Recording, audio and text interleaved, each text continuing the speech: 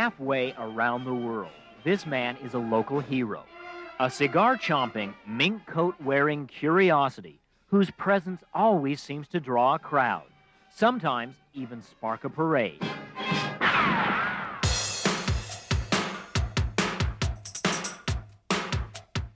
And back home in this country, in America's most controversial state, he is also one of the most controversial citizens.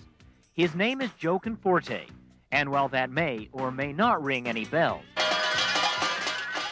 in the state of Nevada and now on Wall Street, it's one name forever linked to a specific piece of property on which is practiced the world's oldest profession. Hi, welcome to Mustang Ranch. The girls are right this way. I did not invent prostitution. I said to myself, if you're doing something that you're ashamed of, okay, then you should keep it quiet, underground, don't say nothing to nobody. But I said to myself, I'm not doing that. At least I don't believe I'm doing that. You're not ashamed of what you do. Why should I be ashamed? I think I am accomplishing a public service. There's no doubt that Joe Conforte has had a significant influence in Story County over the years. And I think most of that influence has been to the bad, not to the good. Joe Conforte is a pimp, and that really is all that needs to be said. But whether pimp or provider of public service, this flamboyant 63-year-old Italian immigrant has definitely had an impact on both the politics and the morality of an entire state. I was the first person to get prostitution legalized.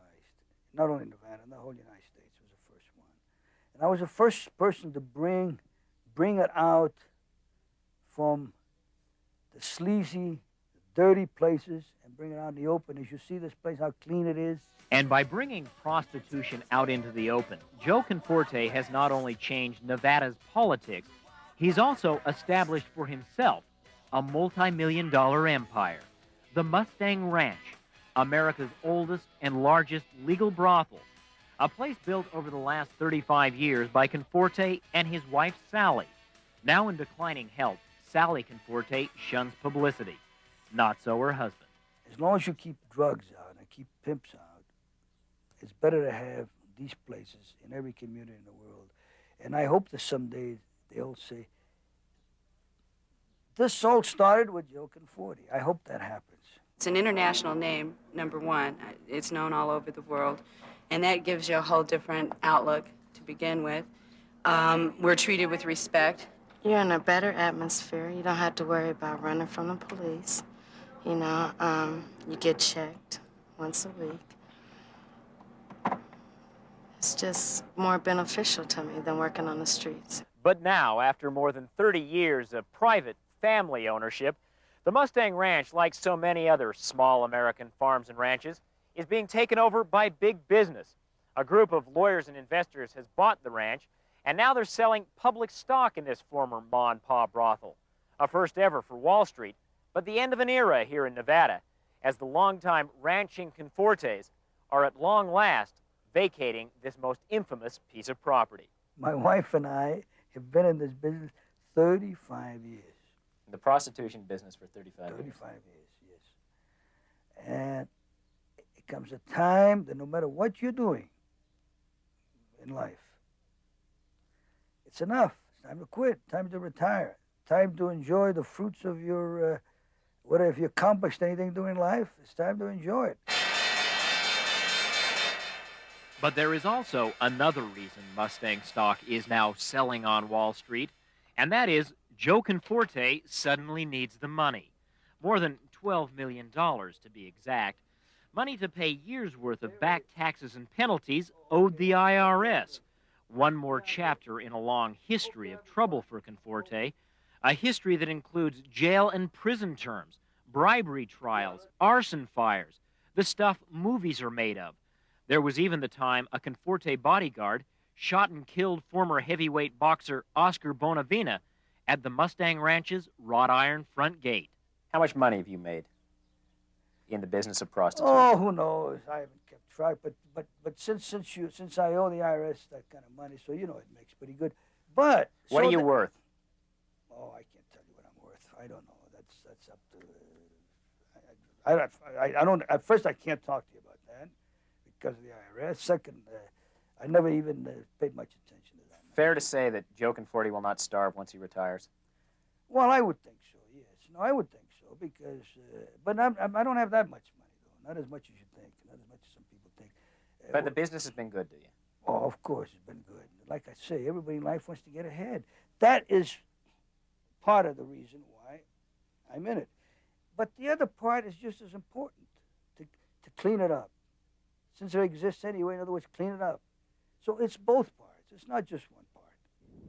And what will new stockholders get for their investment in the business? Well, to begin with, nearly 500 acres of quality Nevada ranch land, a stadium-sized parking lot, a guard tower, a 10-foot-high gate, 2 buildings, a bar, assorted hot tubs and jacuzzis.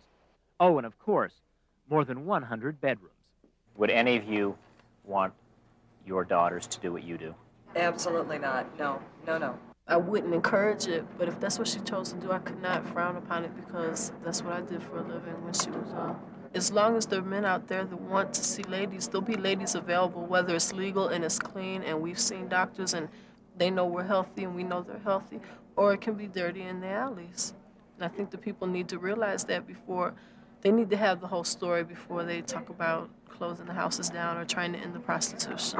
Yet there are absolutely no signs of closing at the Mustang these days, where business is booming despite the Conforte's decision to call it quits, and despite the continuing outrage and criticism of feminists and people like Nevada's U.S. Attorney, Bill Maddox. For anybody to say that to legalize prostitution is to support it, that's not the case. But for the people who participate in it, the prostitutes, I think it's less dangerous. I don't spend a whole lot of time thinking about pimps, and least of all Joe Conforte. So I don't care what Joe Conforte does, to be quite frank. If he commits a federal crime, I'll prosecute him. And I think Joe Conforte knows that. Yet it's doubtful that retirement from the Mustang Ranch will leave Joe Conforte with nothing to do. For frequently, Conforte returns to the place of his birth, a town called Augusta, here on the island of Sicily. And here it seems the former brothel owner has achieved nearly celebrity status, the hometown boy who went off to the land of opportunity and made it big. And while a great many people in this extremely religious town may object to the form of his success, few seem to object when Conforte comes back to Augusta to act as the great financial benefactor of the local Catholic Church.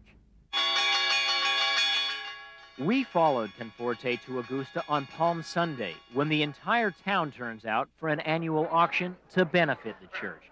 Ever the showman, Conforte arrived accompanied by a brass band, and over the course of the evening, he spent literally thousands of dollars bidding on dozens of items, from live chickens to barrels of beer. In the end, Conforte was once again the biggest contributor, and as a result, he was honored with a shepherd's staff and a fireworks display, Sicilian style.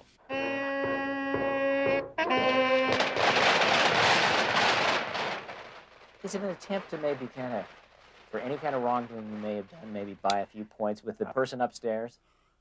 You know, I won't count that completely out. No, that it could have some of that, yes.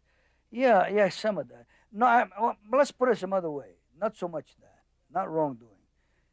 Let's say gratitude.